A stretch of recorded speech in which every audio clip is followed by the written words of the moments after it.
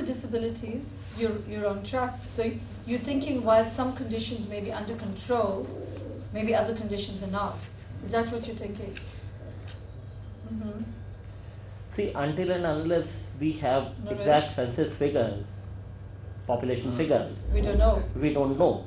And secondly, if we talk about the size of disabled population, then we'll have to take into account both things.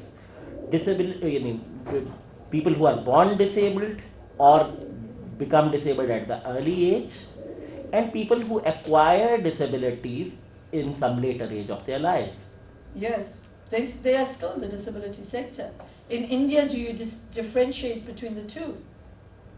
If someone becomes disabled later in life, are they not legally classified as disabled? They are. They are. So the disability sector is rightly made up of those two groups, because the defining factor is the disability. But again, in each country, it's how you define it. But I'm leading to the fact that society began to see that that welfare medical model approach was not working for anyone, because disability isn't shrinking. Disability is growing worldwide. In the early 90s, the UN, through the International Labour Organization, carried out one piece of research.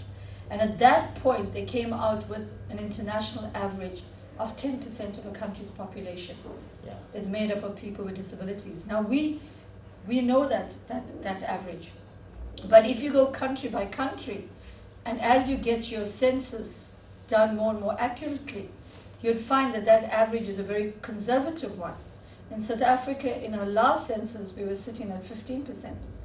This year, we just completed the next census. We'll only know in about 3-4 months' time what is our average. And in our country, we include HIV and AIDS. So when a person has got a CD count of less than 240, where they now have fully blown HIV AIDS, and the opportunistic conditions have kicked in, they are protected by the provisions of the disability definition, and they are classified as disabled, because now they need accommodations in the workplace. So in saying that, the ILO document said that at that stage, in the early 90s, we were sitting at 650 million people in the world that are disabled. Their projection was for this decade, the 21st century, is that we're going to get to 900 million. They have to revisit their research in order to verify that prediction. Are we today at 900 million? Because that's the forecast. The whole population of Africa, with and without disabilities, is only 800 million. The whole population of Africa. And we're talking about 900 million people with disabilities worldwide. So if we talk even in India conservatively, that 10% of our population are disabled, what would that mean in figures in India? 120 million. 120 million. Because we're sitting at 1.2 billion. All right. So that's a substantial size to be dependent on the taxpayer, to be dependent on charity, that actually impacts on creating a disability. And that's when we move towards the social model, which you may be familiar with.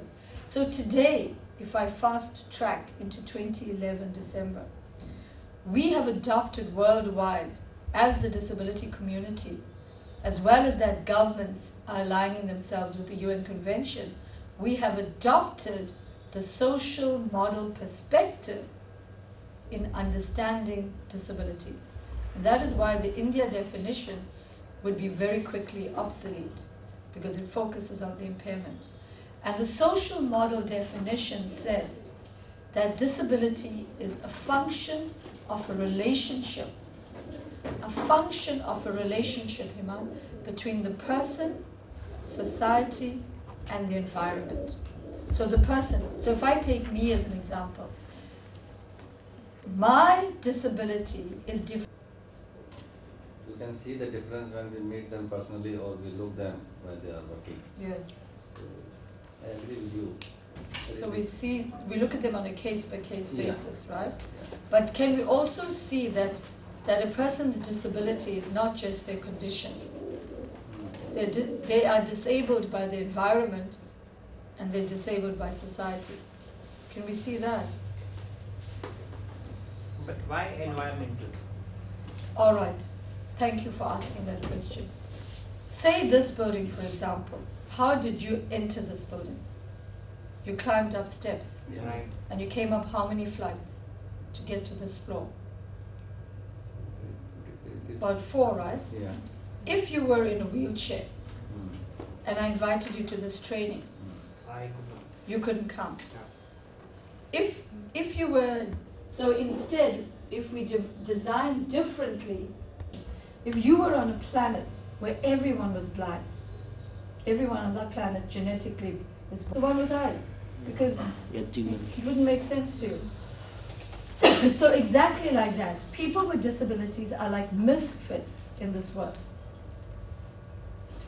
They are like misfits because this world is not designed. A principle called universal access design.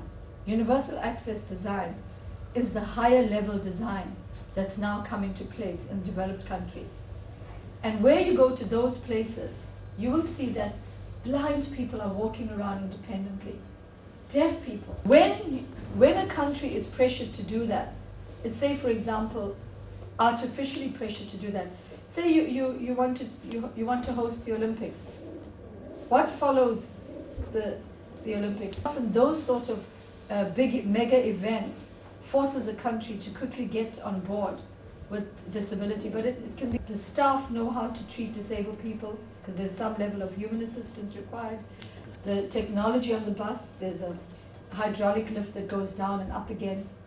You find that not just wheelchair users will go onto that little platform and get onto the bus. Children will go onto it. Elderly people will go onto it. Mothers with prams will go onto it. Do you know what I mean? That's why it's called universal access design. So that's what's so important to understand then. So I don't want to dwell much further on it, but just to give you a little eye opener then, that bear in mind that a person's ability to function restricts them. And the social model says you got to do just as much of the adaptation to the disabled person as they've got to do to you. Right now in India, it's more the other way around. The scale is tipped heavily on one side, where we're expecting the disabled person to do all the changes. Because Right. See, if we talk about design, there are many things to be done before adopting universal access. if we don't understand that principle, we won't know. Basic arrangement is required to be done in that way where a disabled person is free to move. Knowledge about how to do it, and that's so important. Any- And you know, Naresh brings up another point, that often when we think about accessibility, we think of wheelchair people, Yeah. we think of mobility impaired, but we don't realize that in our design, at the outset, you can factor into your design of a hotel, of a business premises. You can factor into it very inexpensively at the point when you're drawing up the plans. Exactly. You can factor in then the access requirements for blind, deaf, emotionally, mental disabilities, physical disabilities, all disabilities. And you can, and similarly, you can target that whole market too. And even when you are doing your interior decor, because there's two levels. I mean, one is Yeah. the infrastructure, the other is how do you then go and furnish and lay it out. And you can keep the environment effective, ergonomic, safe, and aesthetically pleasing, but it's understanding. And today, there's such an extensive body of knowledge. You can Google it. You'll find all the information there on how you do all of those things to achieve universal access design. And then you open up the world to everyone.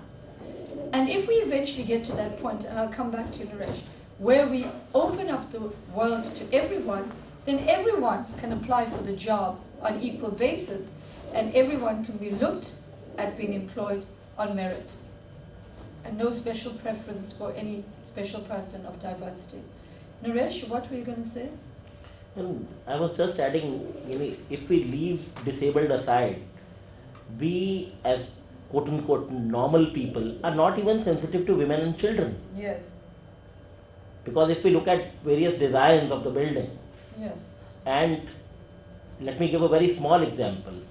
If you just look at the platform of the kitchen where we work, yes, it is normally 3 feet high.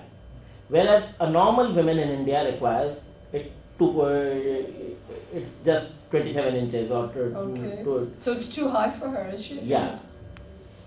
Yes, that's an interesting point. So, who should you be consulting with then if you're designing a kitchen? Because who's going to be using it most? Ultimately, the user Yes. user should design it. The Yes. things, And that brings us to another principle: consultation with your disability sector. You can make it as narrow. You go right through, right down to the individual you're employing to consult with them about what the solution is. You know, we often look at people with disabilities as the problem. They're the problem. How are we going to deal with this problem? How are we going to resolve it in the workplace? How are we going to accommodate them on the job? How are we going to get the equipment sorted out? It's a problem, it's a problem, it's a problem. In actual fact, they are your solution.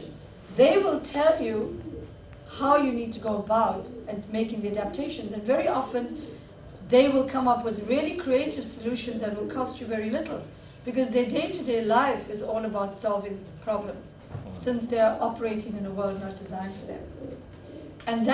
And that collective knowledge is what's created the Universal Access Design System today.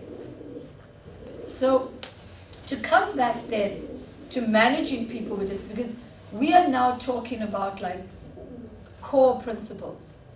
Cases, they're not uniformed, they define in terms of the social model, we define in terms of the social model. We got to look at the environment and society as well as the person. Now let's look at the individual themselves, and let's look at how we manage people with disabilities.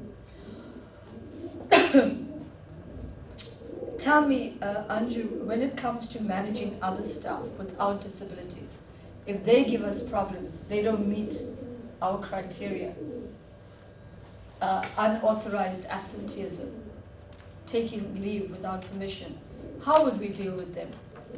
We speak to them first, get to know the reason why it has happened, and then if it is repetitive, we make a record of it as such, because as per the HR policies, we just can't outrightly reprimand them or something like that. But definitely we speak to them on the first go.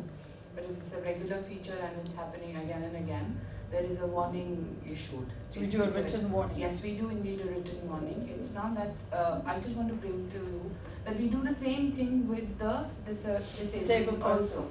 But what has happened in the past that, somebody from the family has just come up and said, as you should not be doing this because, there is some XYZ reason which, as a family, on the emotional front, they bring out that factor in between. Yes. We have addressed that and we've tried to, educate the family as well, It's not that we are treating them separately, but we need to make them part of the team. Yes. Because this is something very, very important, and as what ITC is doing in this factor, we have incorporated during our induction when the new joinees join, we have a module through Mr. Niranjan Khatri. Yes. We have a module which is on our e-learning, which is already there, Yes. and we train everybody. At least we sensitize them that how to handle or behave when there is a disabled person in the team. All right, so that's a disability awareness module. Yes, we are doing that. Okay. We are very, very particular on that. That's part of our induction program.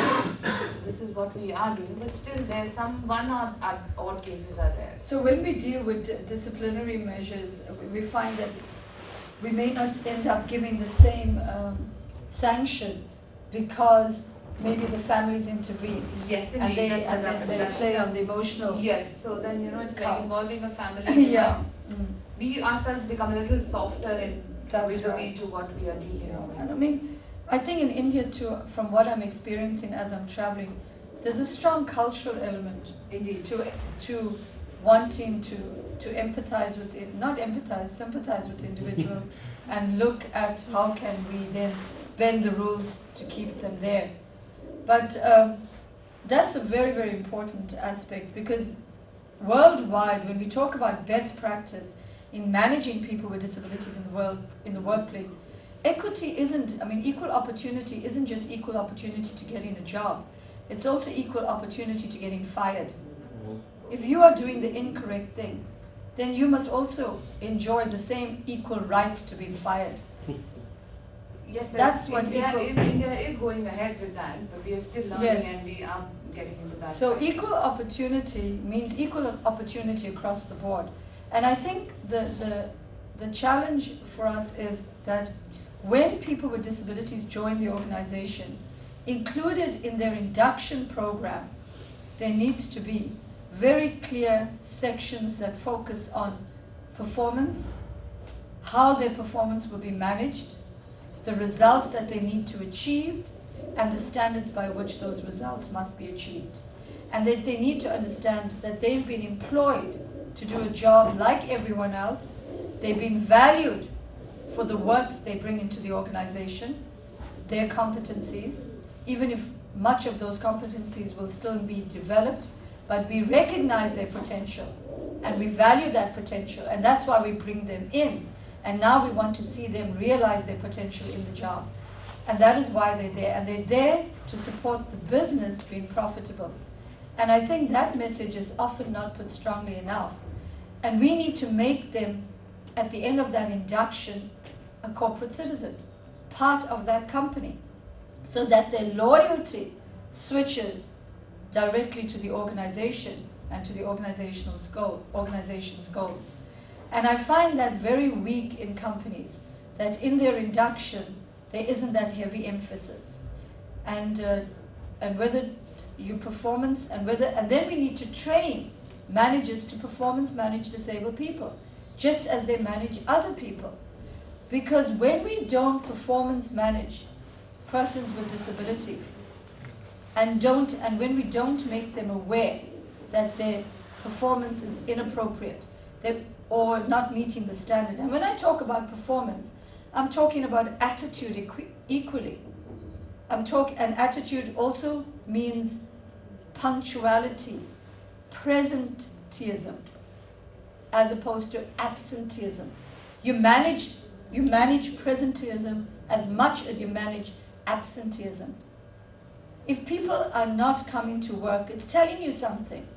Sometimes it may be a condition, sometimes it may be a temporary ailment, but most times if you examine why people are frequently absent, there's a lot more behind it. It's job dissatisfaction, it's poor morale, it's underutilization, it could be conflict on the shop floor, whatever. Any analysis would lead you to something. Or it could be their condition, simply their condition.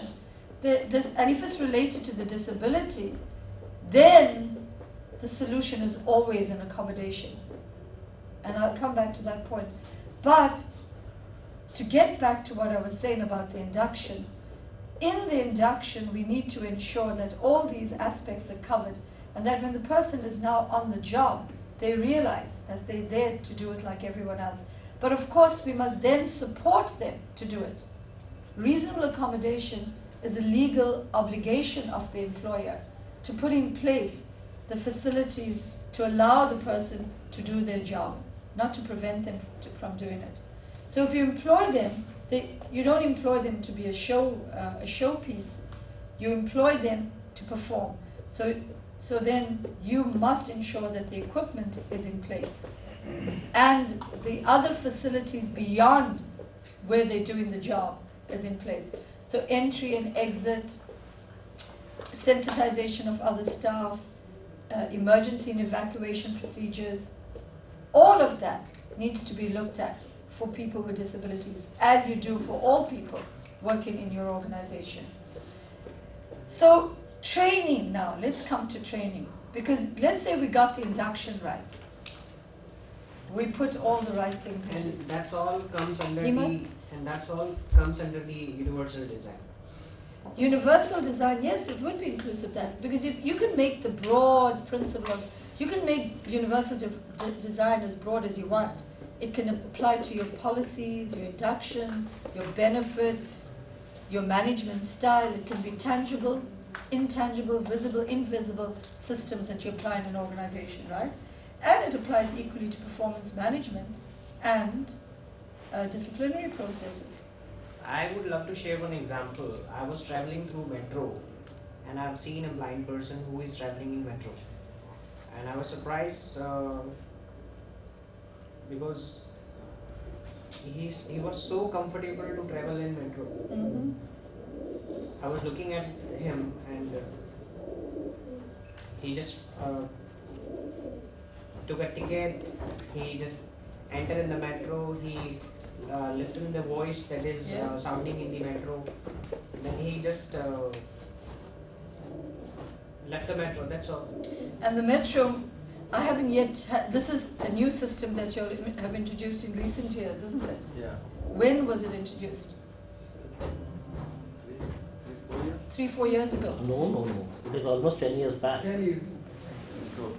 My assumption is that It is when coming in stages. it was Ah. phased in. Ah. So my assumption is that in the design, they must have been complying with international standards and Exactly. starting to build in, just like airports, they comply with international standards and building in the universal access design principle.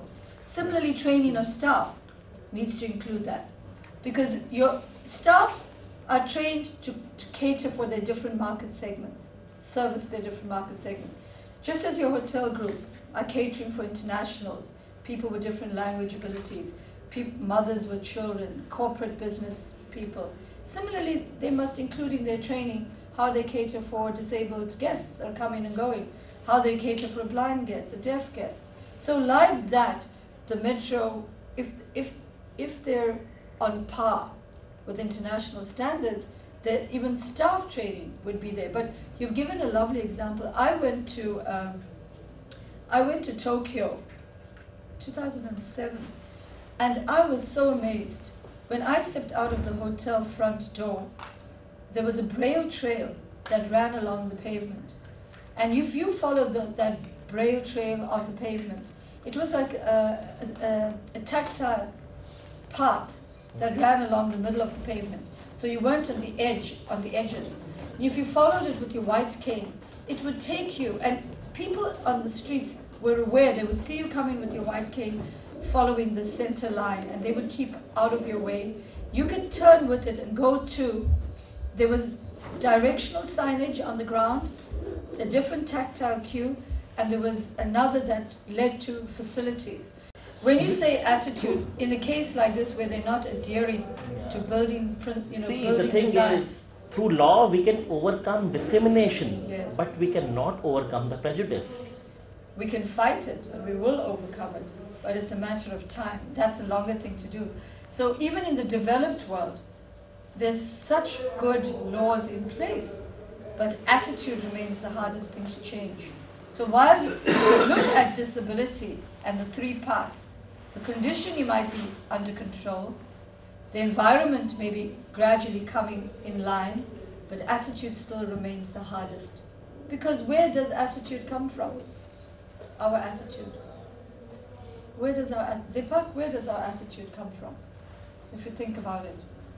The way we think and feel and interpret things comes from where? Our socialization. Yes, our socialization. And that one word covers again a host of things. Your entire value system, what you hold important and unimportant, your entire belief system, which you can't even justify, it's a belief. It's mine. It goes so deep within me. So to uninstall the belief and values is achievable, but it's over time. And I have seen such dramatic change in India over time, and our value system in India could actually support the acceptance of this diverse group of people with disabilities. It's only now the knowledge and skills that they require to do it. In some countries, in some emerging countries, the value system is so wrong. In India, it's so supportive. It's not that we hate disabled people, it's not that we want to hide them away. You have some countries where their value system is that, exactly that. That they're evil, they should be rid of, all that kind of thing. but India isn't that way. So we're in a far better situation. We need to just get skilled and knowledgeable. Can you imagine what they said? Well, if she's doing it, why can't we? And that's when he realized that you can't allow the situation to perpetuate, because it's viewed as a favoritism, it's viewed as acceptable then, and so everyone then, remember, all employees will take advantage if you allow it. Misconduct doesn't happen in a vacuum. Misconduct is a two-way process. I misbehave as long as you allow me to misbehave. I will play on your emotions as long as you allow me to play on your emotions. It's a two-way process. I will claim entitlement for my disability because you allow me to claim an entitlement attitude. So it just doesn't happen alone. So to come back then, he decided, okay, it was now time to deal with the situation. So he went over and he asked the employee in the wheelchair, and consequently I can't get up in the morning. And then he could have dealt with it in whatever way. So, but instead, she did turn around and say, well, look, I actually get up very early in the morning, and she gets up some unreasonable hour, like 4 or 5 or something in the morning. And she said, I wait. And she came from one of those black townships that have still got those primitive forms of transportation in South Africa, in the originally black areas. So she said, it created a bonding. It created team spirit.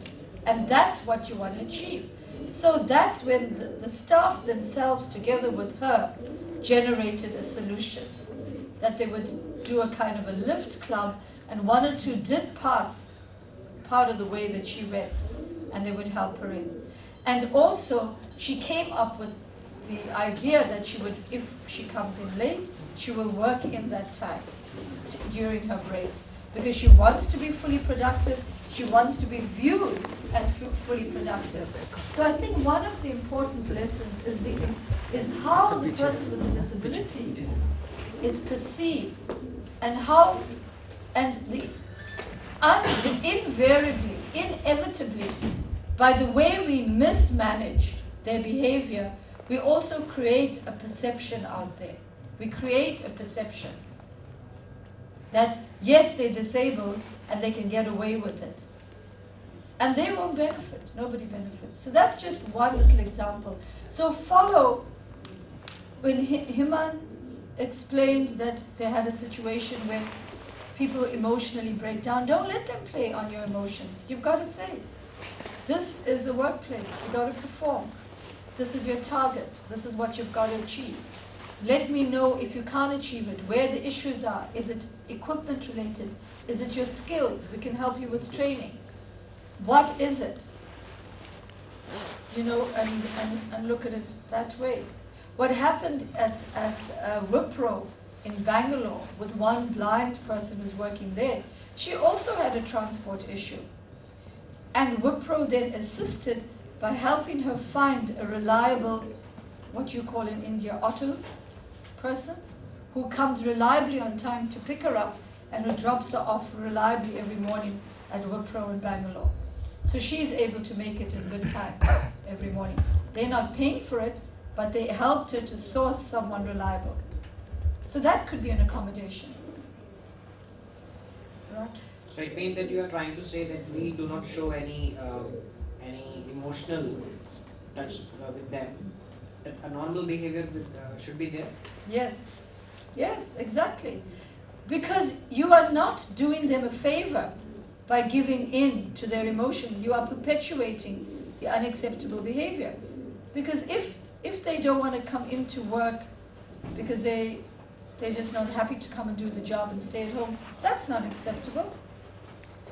You are allowing them that behavior, you are making that behavior acceptable to them, and you're allowing the rest of the staff to see that it's okay for a disabled person to do that. It's not okay, because then all disabled people get tarnished with the same brush. Do you follow? So you may find 10 of your disabled people working very well, but 3 may not be. So those 3 need to be addressed. If it's as I said, if it's related to the need for an accommodation, then you sort it out along those lines. If it's related to a skill, then it means they need some development remedy, training. If it's related to their disability, they need an accommodation, like helping them find a reliable transporter. But if it's related to them not feeling like they want to come work, that's unacceptable. We can't have that. So if they're genuinely ill, because they got a heavy flu or they got hurt or something, then they must provide a medical cert. Some employers allow certain days of absenteeism without a medical cert. How many days do you allow? 2 days. 2. And how frequently is that 2 days? Every 2 months? Every 2 or 3 months. Every 2 or 3 months. Also, that is not a right, it's a privilege. If you look at any conditions of employment, is it normal in India that all employees come with their families when problems arise? No. Do you take your parents and spouse along to sort out your problems? No. So why then do we tolerate it for a disabled person? So you've got to be very clear cut, because then only will that person rectify their behavior and realize that they've got to become job driven. I'm here to do a job. That's what I'm getting paid for. I'm not getting paid the salary to just come and look pretty in the job. So, yes, and then even if that fails, the written warning, everything, then follow the line of you have a hearing. Do you have hearings before you dismiss? No, we don't have, we haven't dismissed so far. Any employee? Nothing happened, yeah. No, Any no. employee with or No, without? they have already come, they come around. All your employees Yes. come around. All- Excellent. Because then your disciplinary process works. And that's what it's So about. we move them to an area which they might be, like just check on their skill base, and maybe Yes. they're more apt for some other More appropriate. office or Because more- then you determine it's skills related, yes, right? quite possible. It's Sometimes we competency give it- related. we put And that then back into then we train them. But also when they've been employed to do a job and now you find that they're not, then there's something wrong with that screening process, something wrong with that selection process. Your criteria went a little bit off. Because why then are they not able to do it? Then you got to consider, is it that this person was channeled and they come in with all that baggage? It's not really their aspiration. They're not really applying their real talents here. And then you got to look at, can I develop this person? Then you can do a good thing, a really good thing, which is what companies are not doing in India. Then you look at that person and you assess their full potential for an alternative position, as you said, and upward mobility. Because that stereotypic placement that we talked about keeps them stuck in the job that they first got. We very rarely develop them beyond that job, because we think that's all they can do. You wanted to say something, Naresh or Nasha? No. You want to say anything? I just wanted to say one thing. You are talking about a baggage when a person comes in. Yes, That baggage is also socially constructed. yes, And to remove that baggage from a person's mind, we need a social kind of intervention. support. So it is not an easy task to do all these things. What would be your proposal? Were you here when we talked about the induction system? Yeah, I was. All right. You coming from a disabled perspective, what would you advise the employers here? What more in an Indian situation can we do to ensure that employees with disabilities become acculturated to the organizational goals of an organization, become performance driven? There are many things which we will have to take into account while talking about the acculturation of a disabled person into a workplace or into a job system. Yes. Everybody sitting in this room, except who are except like people like us who are disabled, every Yes. non-disabled person sitting in this room has got the right to see each and everything. But if I go to any departmental store, I don't have even the right to touch the desired objects which I want to purchase. They restrict you? Yeah. They feel scared that it would get broken Uh-huh. or it may get damaged. your starting point is consult with them directly. They will tell you. Employers, it's very hard for you, like Anju, Sonia, all of you, it's very hard for you to know all that's available out there in terms of accommodations. Remember, an accommodation is any measure that is required in the workplace to support a person to perform their function optimally. And it could be for a disabled or non-disabled person. So it's any measure. And it could be technology, or we said it could be intangible or invisible or visible. So your starting point is ask them. They will tell you what's available, how they will resolve the issue, how they could minimize the cost, if there is any cost. In fact, research shows in the developed world that most of the accommodations are just creative solutions that need no cost. Exactly. And very few actually require a cost. It may be rearrangement of furniture, it could be moving the office to another room where the location is more convenient. It could be just many things, that allows the person with a disability. It could also mean redistribution of duties, but never the main duty. Never the main duty. The core function always remains the function of the job. But some peripheral duty that the person may be doing for half an hour once every 2 weeks, that could be moved to someone else. And they could take on another duty that falls within their range of activities. So it could mean many things in accommodation. So one needs to get to understand that. All right? If you had to be disabled tomorrow, how many of you choose to be blind? Raise your hands. And those that are blind, you can change their disability. How many of you here choose to be blind? Can I have a head count? Anju, please count for me. Nobody is one. Nobody wants to be a blind disabled. All right, so I'm putting 0. Anju, you Then- also participate in yes. that. How many choose to be mentally disabled? Raise your hands, and you must make one of the 3 choices. There's no not participating. How many? How many have got the Anju? None. 0. 0. How many choose to be a wheelchair user? Now the last option. Yeah.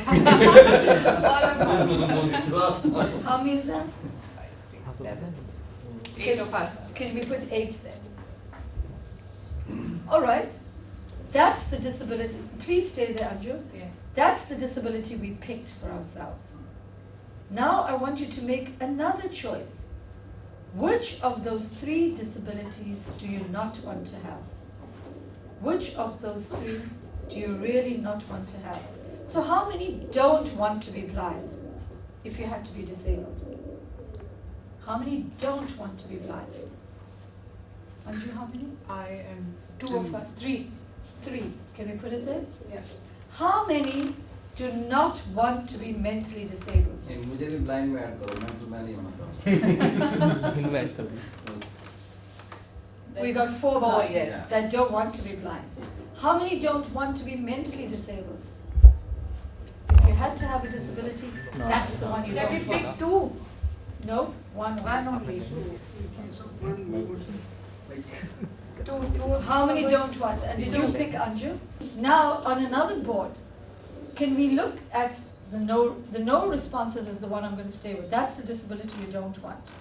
So we said 3 don't want to be mentally disabled, 3 don't want to be blind, 2 don't want to be in a wheelchair. So, Anju, Yeah. if you just label this board no, the no responses, who are the 3 that don't want to be blind? Anju, you didn't want to be Me? blind. I don't Can want you tell me why you don't want to be blind? Just a quick reason.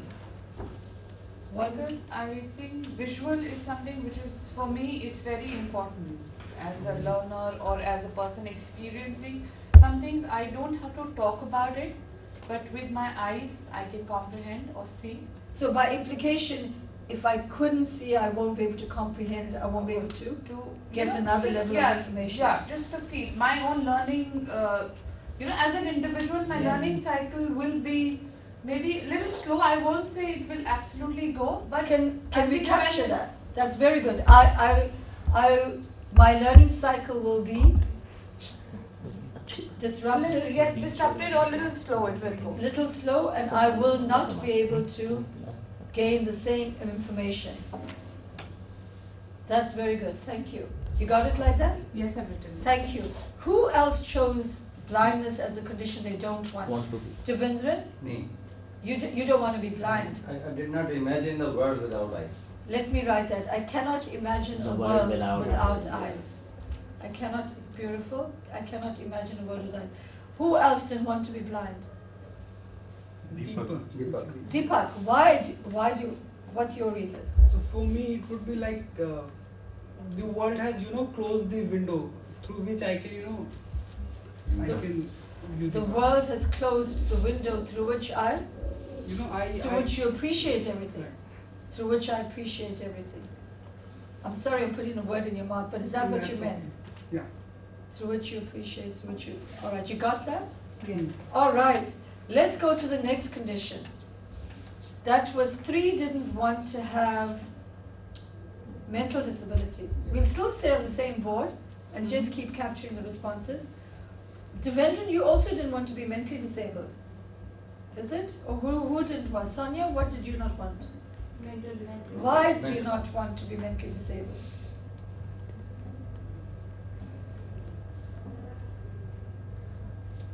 Why? What Because I is- don't know what will happen if it is this problem is with me. I do not know. I wouldn't even understand it, right? Yeah. I don't know what will happen, I will not even understand it. Sonia, from your side? Hara, from your side? Why do you not want it? Which organization is it from? See, all my physical activity would be of no use, or my physical potentials would be of no use if I am mentally challenged. Can I write that? All my physical potential is of no use.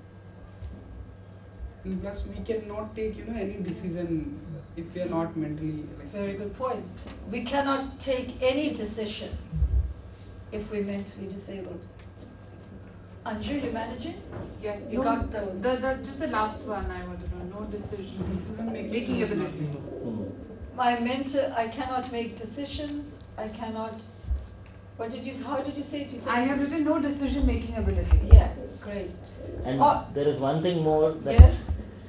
people may have a sympathy for another type of disabled in India, as far as Indian case is concerned. Uh-huh. But for a mentally challenged person, it is something scorn All or right. hatred. So people with mental disabilities are scorned, hated as compared to other disabilities. More tabooed, is it? They're more feared. They are feared. More. And if we look at disabled women, they are more vulnerable. And under mental, they're more vulnerable. If they're women as well, they're more vulnerable. Excellent. Two people did not want to be wheelchair users. Because being blind also, we are quite mobile. So you won't be mobile. Yeah. Can I write that? So you won't be mobile. I lose my mobility. Lose my mobility. Any other reason? And secondly, I'll be more dependent on others. I'll be more dependent. Okay, very good. Can I stop at that point? Did all fit on one board? Yes. Can we go to another board now? So 2 are happy, would like to be blind if they have to be disabled tomorrow, and 6 would accept wheelchairs. So let's go and write those responses. Let me ask Nishant and Naresh again. Are you this side, aren't you? Yes, I am. Tell me your reasons why you would like to remain blind. Or why you choose to be blind if you're born again tomorrow. See, number one, we can manage the world, we can manage our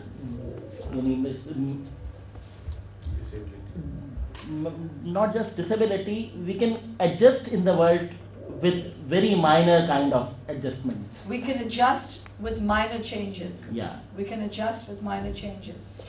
Anything else? Secondly, being blind doesn't mean that all your other faculties won't will get affected Our other faculties are not affected. much. They definitely they get affected, but they No. don't get much Oh, affected. they may not get much affected. Okay. Any other reason before I move on And to? thirdly, it's a political thing that we being blind have been the pioneers of the disabled rights movement in Ah. India.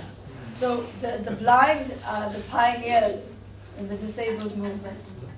So they're empowered, in other words. The blind are very empowered out of all the disabled groups. Anyway, we have been at the leading end. Yes, worldwide, not only in India. So we've got that, right? Anju? Yes, Thank you. pioneers They've of- been pioneers of disability rights, locally and internationally. So they come as an empowered group, All right, so let's go to the rest of you. I'm going to ask Anju first. Why did you choose to be a wheelchair user, Anju? Because at least I'll be able to talk.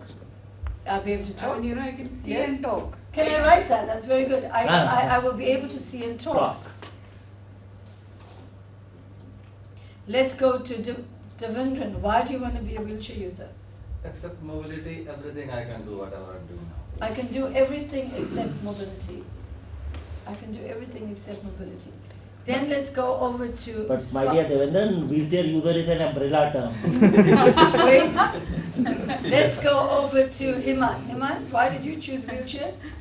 It's a The big same umbrella. answer that Anshu has given. Which is see and talk. See and talk. So all your senses are working. Right. All right. Let me go over to Sonia, and I remain responsive to the environment. I remain responsive to the environment. Good. Deepak? Exactly the same, we can view the world and we can take decisions accordingly. We can take decisions accordingly, so mental faculties are intact, we assume, right? Okay, so let me stop at that point, because I'm going to, Anju, do you need me to repeat anything? No, I have captured all. All right, now what I want is for Anju to go back to the no responses. Anju, sorry I'm making you walk up and down. Absolutely fine. And I want Anju to read it aloud, all those responses to us. I'll go with blind first. That's learning cycle will be slow and disrupted. Second one is imagine the world without eyes. And window is closed for me to comprehend to the world. The other one, the mental disability is I do not know what will happen and will not understand it. All my physical potential is of no use. No decision making ability. They are the most hated and scorned people around if they're mental disabled. And women are more vulnerable as being mentally disabled. And wheelchair, lose mobility and they're more dependent. What sort of words are those? What sort of words are they, if you look at it? Negative words, aren't they? Yeah. They're negative words. And what are they largely describing? They're describing what you can't do. So I want somewhere on that board you could just put a line across it, and it's the can't do words, and it's negative. Right. Then when Anju is ready, I'm going to come across to the yes board.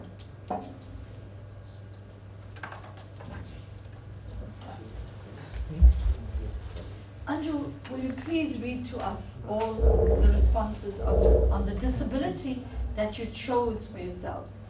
We can adjust with minor changes. Other faculties may not get affected. Pioneers of disability rights locally and internationally. And see and talk. Do everything except mobility. All senses are working. Remain responsive and take decisions. By contrast, what sort of words are those? Positive. And what do they largely describe? What you can do.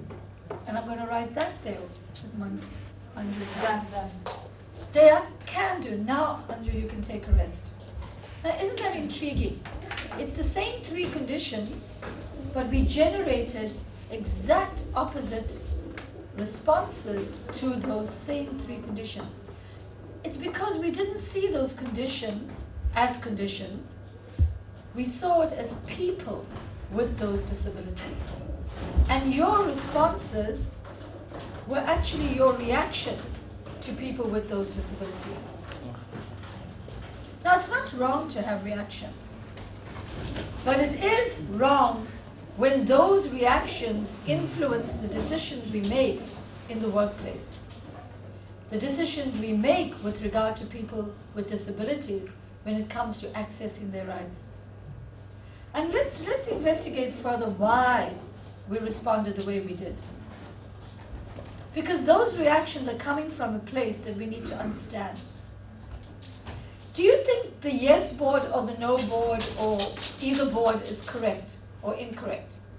Which one do you think is correct or incorrect? Both are correct. Both are correct. Why are both correct and both are incorrect? Yeah. Why? Because, why is that, Naresh? If we talk about no board, then none of us has either been at that situation or we have been associated with that kind of situation. It We're is gonna- just perception. It's perception. And we're going to look at how that perception gets formed. Because when we responded now, blind means this, this, and this, and this. Wheelchair means this, this, this, and this. Who are living in a world of darkness, who are not enjoying the beauty out there, who can't make sense fully of their world. There are people like that who are miserable and unhappy. Similarly with wheelchair users. Similarly with people with mental disabilities. But we don't see people with disabilities as diverse as all the conditions on the two boards. We either see them in black and white as can do all of these things or can't do all those things.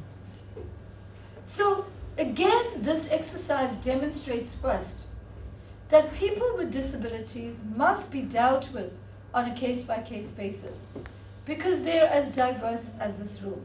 They are not a homogeneous group, all right? Also, it shows that we ourselves must not look at people with disabilities as uniform. We need to understand where our perceptions are coming from. We can say, okay, if one person is thinking like that, maybe if Hima said what he did, we can accept it, we can forgive it. But when everyone in the room, everyone, Anju, Devendran, Deepak, Sonia, Param, everyone is saying the same thing, then it's unforgivable. Because that's what keeps the barriers in place. That's what continues to keep people with disabilities marginalized. And that's unforgivable. So now let's move on and look at why we said what we did. And much of it relates to this morning's discussion. The first reason I think we said what we did, and it comes back to what Naresh pointed out, is simply because we don't know any better. We are saying what we said because we don't know. We just don't know. Another reason why we said what we said is because we know a little bit. And the third reason is based on our sympathy. And I'm going to unpack each. So if we say the first reason is you don't know, it means you said what you said simply out of ignorance. You don't really understand people with mental disabilities well. Tell me how many of us in this room, including Naresh, Nishant, myself, Jitendra, how many of us have had considerable exposure to people with mental disabilities? How many of us know such a wide number of wheelchair users that we can talk with authority about them? Can any of us say that? I have some friends who are wheelchair users. Some friends, yes. But to say that they are mainstreamed and that we can talk about the community as a whole is very hard for even us. Yeah. So naturally, we too will fall on the side of ignorance and will take a guess.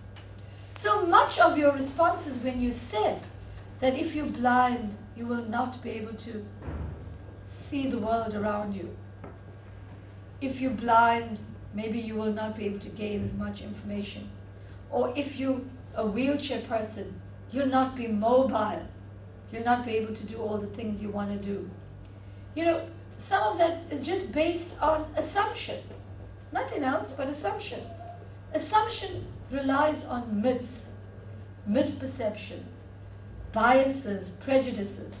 Much of those assumptions come from the media maybe, a movie, a book.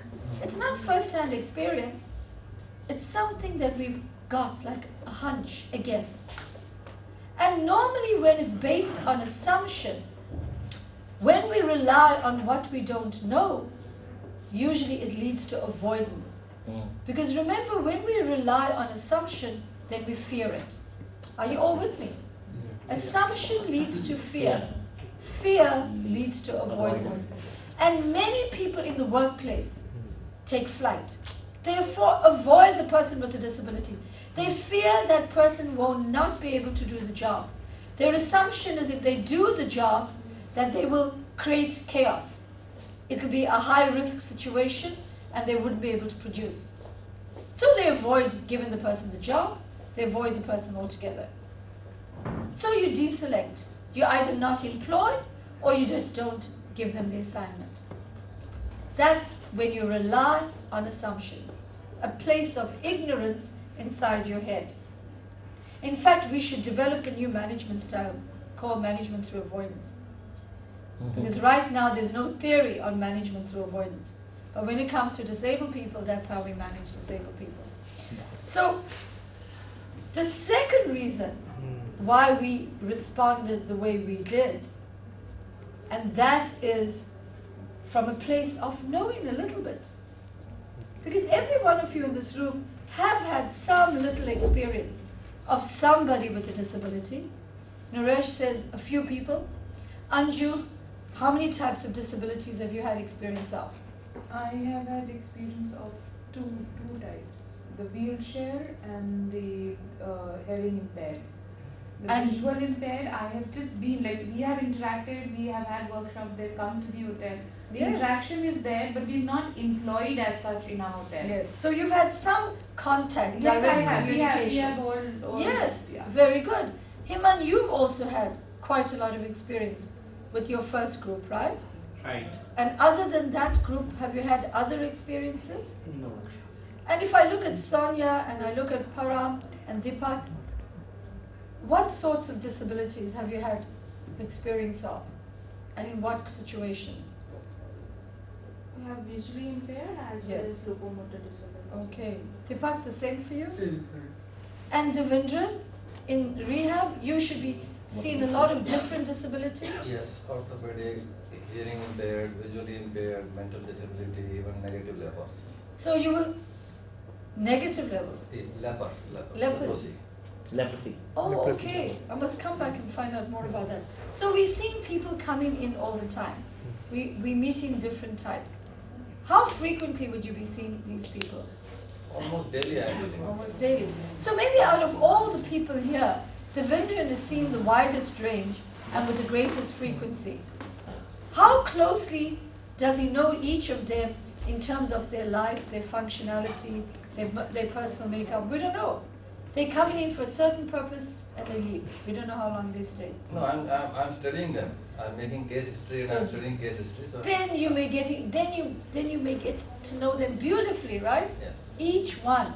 And you may be beginning to see the unique qualities, the trends among them, the distinctions between them. And that is something, abilities that come. How would you describe them? Most of time they need a person to explain about them. So they can't understand. Yes. So they can't communicate. Yes. All right. Any other condition that you see in them? They cannot be productive. Whatever range we are dealing, that is 51 to 70. Only repetitive type of job they can do. Yeah. So they can be productive. We got to still find out where they can be productive. Yes. We can't say they cannot be productive. But our assumption again is, in terms of what we know, they cannot be productive. So that's why we fear that. We don't want to be in that condition because the people we're meeting, our understanding is limited of their potential, so we don't want to have that situation. So we take the people that we meet and we generalize it to all the others of that same group. Are you with me, Himan? Right. You understand? Yeah. That generalization in the workplace leads to one thing, and that's what we talked about this morning, stereotyping. In disability language, stereotyping is dangerous, so dangerous, because stereotyping has led to the consequence of matching disability with a job. So you go and shop for the disability and you place it in the job. You don't shop for the ability of the person and put them in the job. You create jobs for wheelchairs, you create jobs for blindness, you create jobs for deafness. That's what it leads to, a job reservation preservation system. And you deny people with disabilities the opportunity to all jobs the opportunity to grow and exercise their potential in all jobs aligned with their aspirations. That's what we're saying. That kind of thinking also goes further. It gets employers to think that only the job we put you in is the only job you can do. So we won't consider you for any other. Upward mobility, advancement. So that's all you will do for the rest of your life. So it restricts entry, it restricts development, it restricts advancement. All right. So that's the consequence of generalization and stereotyping. If you look at the third reason why we responded the way we did, it's not because you hate people with disabilities or you're out on a vendetta to give them limited employment. It's not that at all. We understand that somewhere inside of you there are emotions too. And typically, what are those emotions, Andrew, that are inside all of you when you look at people with disabilities? Well, if I compare when I was not aware of much, I was not before joining maybe ITC or there was something called sympathy. Yes. But now it is no more, like, because I have been inducted through the position I'm holding with so many people and I deal, and now it's a way that, how can we make it better? Yes. And, make ourselves more learned about them and deal Yes. in the same ways as Yes. them. That's more of it. So that's excellent. Because now with considerable experience, she's moved from sympathy. But many people are still stuck with sympathy. Yes, indeed they are. And you also fall into the trap when the families come and ask you to keep them on. So even in our work practice, the sympathy factor still kicks in. So let's look at it. Why do we sympathize when it comes to people with disabilities?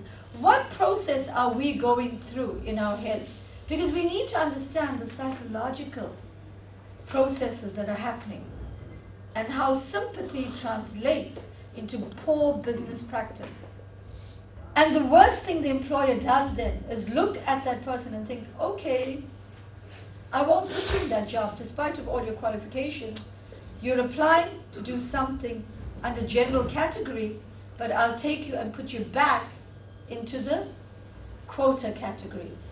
Because that's where we're comfortable to have you. Because that's where we're used to seeing you. And I'll feel safe and you'll be safe there because we know it works. So it might be that you want to protect the person because you know that that situation is a safer situation. We're working so long with people with disabilities. We've got many good practices in place. We just need to enhance our skills to get to do it better and better. And how many people do you know in wheelchair users, in your colleagues, in your networks? In my hotel at the present, there's only one person. In a wheelchair But doing now, the same yes, job. in Doing the same job. same job trainers, yes, I know quite. I got 5 or 6, I would name them, but not in the hotels per se as such. Okay. Then that is a good response because it's beginning to show that there is a shift, right? How easily they got that job is another story. And that's the point. And your first answer was very clear, that people with disabilities can do the job. You believe that. But your second response is you realize the reality of the situation within which we live, the context. You realize still that we haven't arrived as a society and that people with disabilities don't have the opportunity to do the jobs. And that's why we work with employment equity legislation, employment equity training, because we want to bridge that gap between ability and opportunity. Ability and opportunity. And that's